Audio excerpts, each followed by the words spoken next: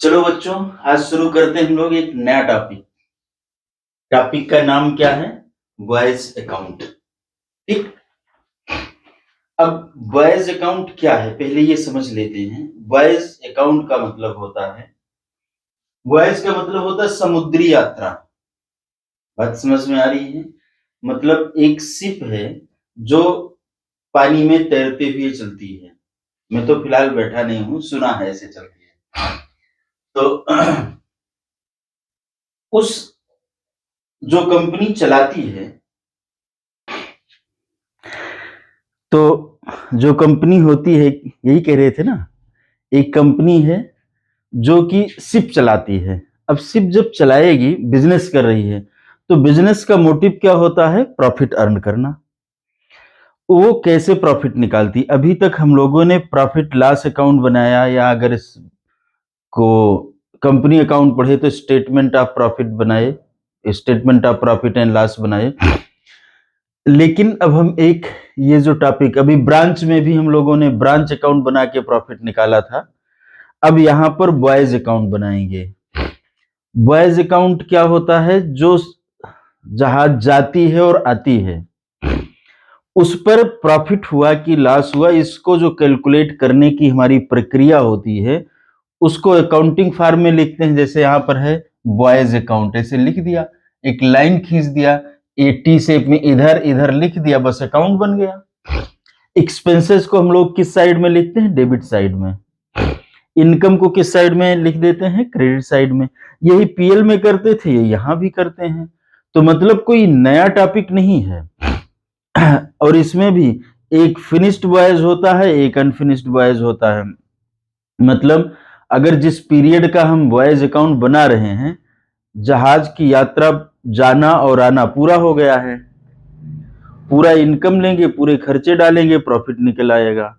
और अगर मान लो कि अभी जहाज कहीं रास्ते में है, उस पीरियड में, जैसे यहां से जहाज चली, ये पीरियड है 1/4/21, और यहां से यहां 31/7/21 का मान लो हम बना रहे हैं, 4 महीने का, 4 5 6 7, ठीक 4 महीने का बना रहे हैं।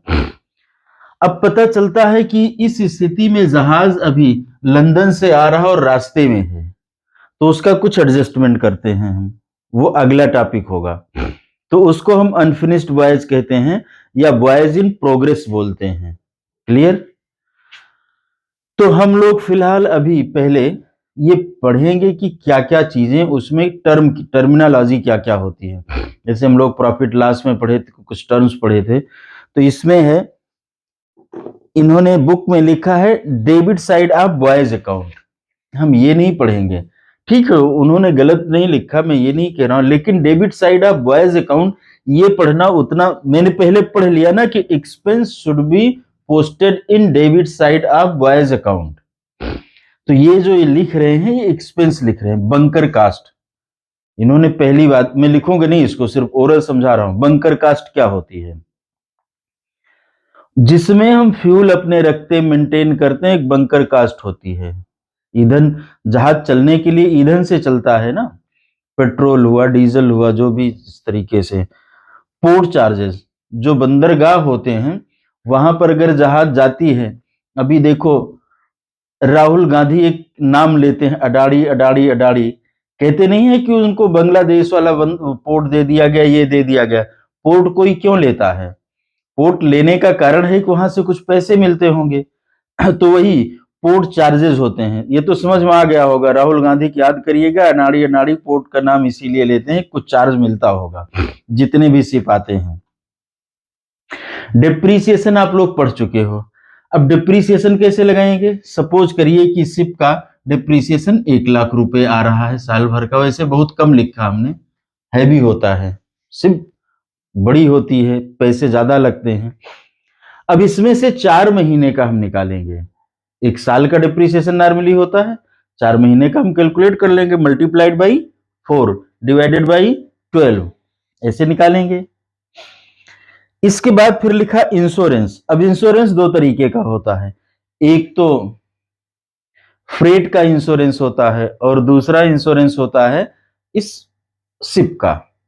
शिप का इंश्योरेंस पीरियाडिक बेसिस पर हो जाएगा और फ्रेट का इंश्योरेंस वो तो यहां से फ्रेट लेकर के जा रहे हैं तो उसका इंश्योरेंस अगर कराए हैं हम, इसलिए कराया जाता है कोई सामान अगर गड़बड़ हो जाए या कुछ हो जाए तो इसलिए कराते हैं, तो हमारी तुरंत की कॉस्ट होती है, तुरंत के खर्चे होते हैं।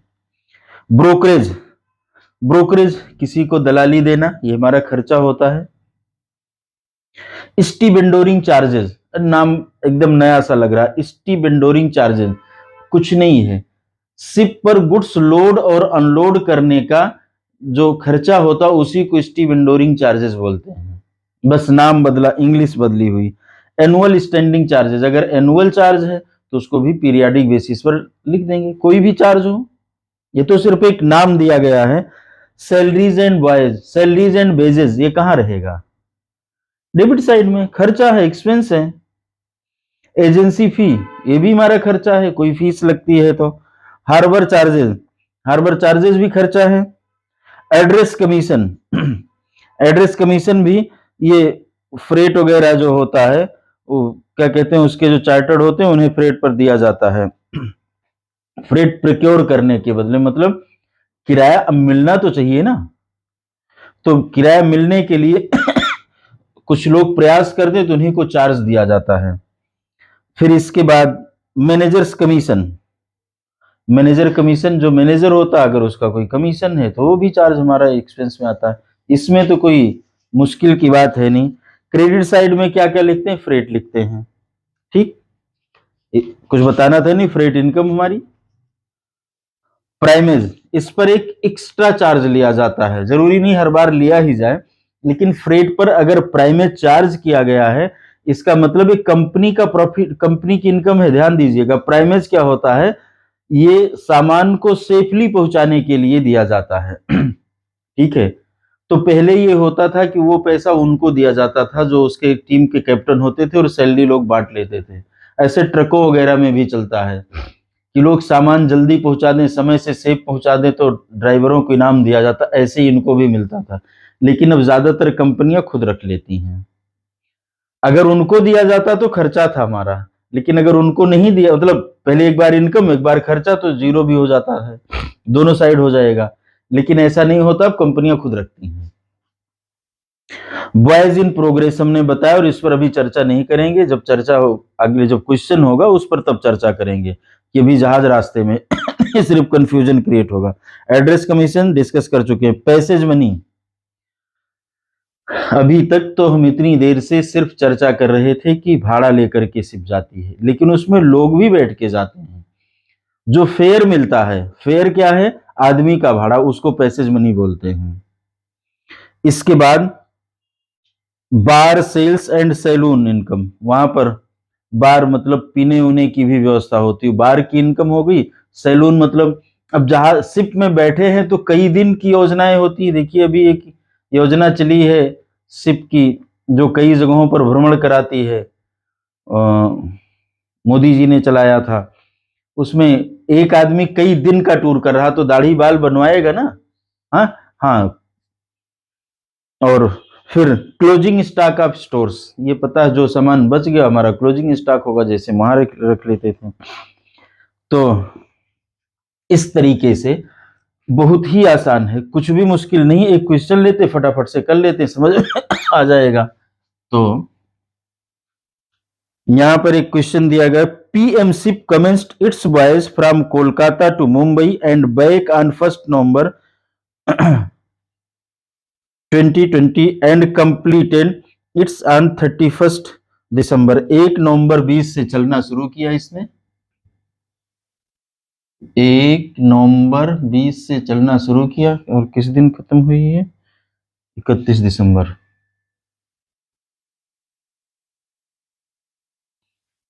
जर्नी पीरियड देखना है कितने दिन का है, मतलब 2 महीने का है।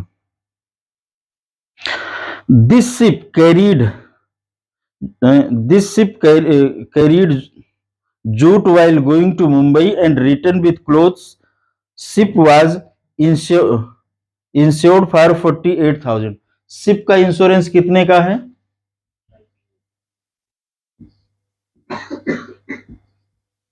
तो इंटू 2 डिवाइडेड बाई 12 कितना होगा? 8000। यही होगा ना, देख लेना, यही आएगा। बॉयज अकाउंट, कंपनी का नाम क्या था? कुछ था ऐसे, एफएम कुछ देख लो। हाँ, एफएम सिप।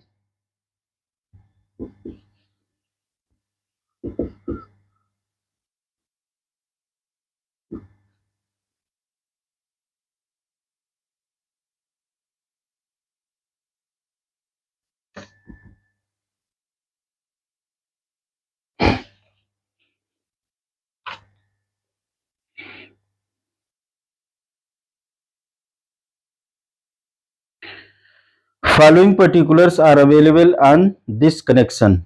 डीजल 60,000। डीजल देखो खर्चा है ना, लिखो 2 डीजल 60,000। भी देखोगे कुछ है नहीं वास्तव में, अगर पीछे आपका कंसेप्ट क्लियर है तो। सैलरीज 80,000, तो ऐसे तो लिखेंगे ना, टू सैलरीज 80,000। आगे port charges 10,000।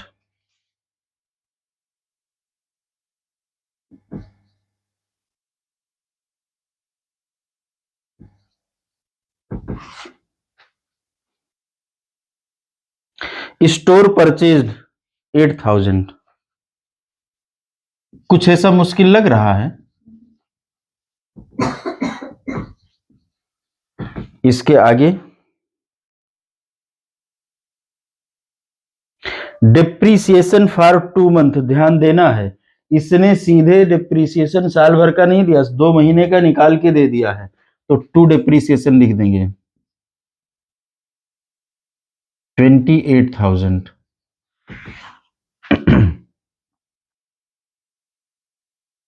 Freight earn for return journey 90,000 and outward journey 1,50,000 by freight outward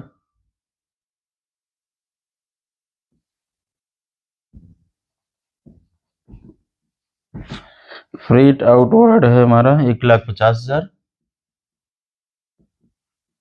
अब देख लेना है क्या इसमें कहीं प्राइमेज वगैरह तो नहीं है।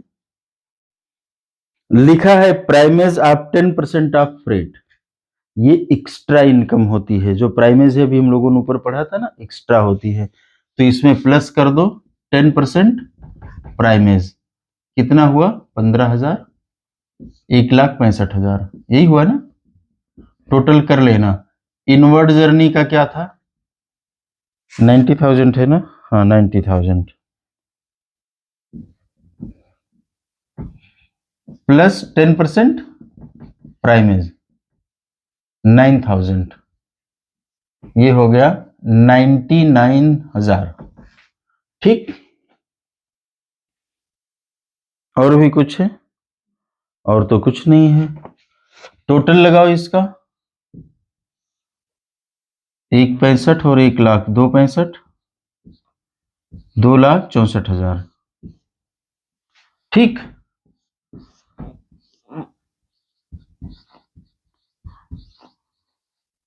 अब इसमें से इसको जोड़ करके सब्सट्रैक्ट कर दीजिए।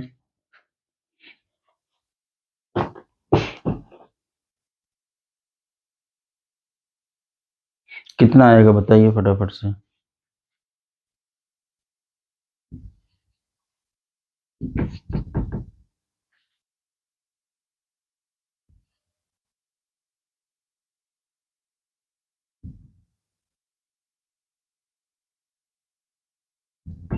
$70,000। ठीक, कुछ मुश्किल नहीं है, ठीक है, ये कर लीजिए, फिर अगला टॉपिक कराते हैं। वो कौन सा? आगे क्या बचता है? अनफिनिश्ड बॉयज, ठीक है, या बॉयज इन प्रोग्रेस।